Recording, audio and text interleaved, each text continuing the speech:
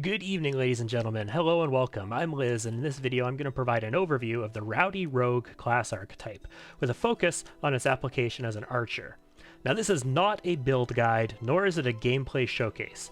I believe the best way to see a class archetype in action is to try it out for yourself, or to watch it in context of a Let's Play or a stream or something along those lines.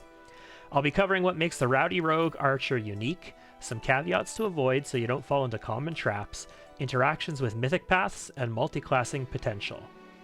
Now, generally, I've always said that the strongest archer builds use a martial class, whether that be Fighter, Ranger, or Slayer, the three most common martial classes for an archer build, or one of a number of other possibilities. I'm not going to exclude other classes as well. These are strong choices normally because they can benefit from all of the fighter feats. In practice, they rely on delivering many extra shots from a high base attack bonus, along with rapid fire, many shot, clustered shots, and hammer the gap downrange in a single turn. This is possible normally because archers rarely have to move and can usually afford to use their full round attacks often. The Rowdy Rogue Archer functions differently. The archetype gives up weapon finesse and weapon training. Weapon finesse and weapon training, they're gone. As well as a number of rogue class skills, which we'll cover a little bit later, in order to gain martial weapon proficiency and the Vital Strike feat. Vital Strike is sacrilege for most archer builds, as it must be used as a standard action. Taking advantage of extra attacks from base attack bonus, rapid fire, and many shot requires the use of a full round attack. You cannot use that with a standard action. In exchange for only getting to fire a single shot each turn, Vital Strike makes that shot hit for twice the weapon damage. Instead of rolling 1 dice for damage, you get to roll 2. And there are mythic feats to make that even better. At level 6, the Rowdy Rogue gains access to improved Vital Strike for 3 times the weapon damage. At level 11, she gains Greater Vital Strike for 4 times the weapon damage. Now, Greater Vital Strike, normally, if you were to take it through feat selection, requires a base attack bonus of 16. A level 20 Rogue is only going to have access to 15 base attack bonus, as they are a 3/4 BAB class. They are not a martial class. So this feat is not accessible to any other rogues without taking levels in a martial class or some kind of game-breaking feat like the Trickster has access to that allows you to just take any feat in the game even if you don't have the requirements for it. So that's how the Rowdy Rogue primarily deals their damage. Now, Vital Strike is not sufficient on its own to make a rogue archer competitive with a volume of fire martial build. The Rowdy Rogue has one more feature that makes it a compelling choice, and that is Vital Force. Vital Force adds an additional 2d6 for every sneak attack die that you have access to every Vital Strike attack. These attacks do not need to be sneak attacks. You do not need to successfully sneak attack in order to get these additional d6 dice. They scale on the number of sneak attack dice that you have access to. So, at level 5, when a rogue gains access to their 3rd sneak attack die, she's going to add 6d6 of additional damage to her Vital Strikes through Vital Force.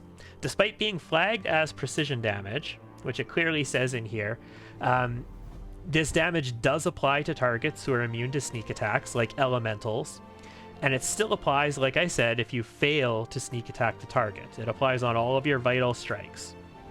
So at level 5, that's 9d6 of additional damage, 3d6 of actual sneak attack plus 6d6 of Vital Force damage. For context, rogues gain their 9th sneak attack die normally at level 17. And we're talking about a rogue at level 5. The Rowdy Rogue does come with some traps, as she will not be making full round attacks. Rapid fire, many shot, clustered shots, hammer the gap, and any other similar feat that requires a full round attack are not useful. This can open up the Rowdy Rogue for a great deal of feat diversity, though, including the potential of taking skill focuses, which not everybody, when they're trying to min-max, always has room for. And on the topic of skills, as I mentioned earlier, you should be aware that the Rowdy Rogue has a reduced pool of class skills. Specific note, they do not have stealth by default. This makes Pickpocket an attractive background, though for a pure combat potential, Hunter is superior. We can take a look at the default Rogue skills right here, and then the Rowdy Rogue skills. And again, this makes Pickpocket attractive. It adds stealth to your class skills. But if you're looking for min-maxing DPS, generally speaking, the Hunter is going to be better, because if you have martial weapon proficiency, this longbow proficiency gives you an extra +1 to your longbow attacks. Now, as the Rowdy Rogue is going to gain most of their power from Vital Strike and access to sneak attack dice, you only really need to take 11 levels in this class. That's because that's when you get greater Vital Strike. One recommended multi-class build is to take 11 levels in Rowdy Rogue, which will get you greater Vital Strike and 6 sneak attack dice. 1 level in Slayer, which will give you access to study target as a movement action, or when you sneak attack. And then 8 levels in Vivisectionist. Since Vivisectionist gains their sneak attack at level 1, this means that you skipped level 12 sneak attack by taking Slayer, and then you can still complete all of your sneak attack dice. You will still have full sneak attack progression, and you're not going to lose anything with that build. And of course, you gain the extra ability to study a target, which gives you something to use on your move action if you need it. And I mean, taking Vivisectionist is always a nice splash just to get access to mutagens and a few spells as well. Although, I do note you will not have access to persistent mutagen, so you're going to be stuck with a 10-minute mutagen. Finally, the Rowdy Rogue has excellent synergy with the Trickster Mythic Path. Tricksters gain additional sneak attack dice, as well as the ability to go into stealth in plain sight while in combat, as if under an invisibility spell, as a movement action. This movement action pairs well with Vital Strike, which uses a standard action. At higher mythic levels, this behaves like greater invisibility.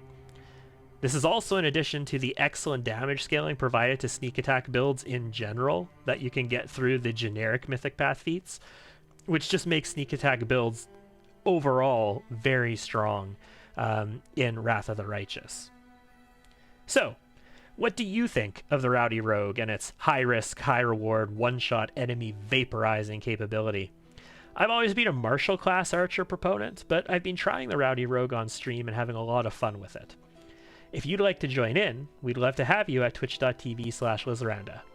I'd love to read your takes on the archetype in the comments, and if you have any other archetypes that you'd like an overview of, go ahead and suggest them. Once again, I'm Liz, and have a great day.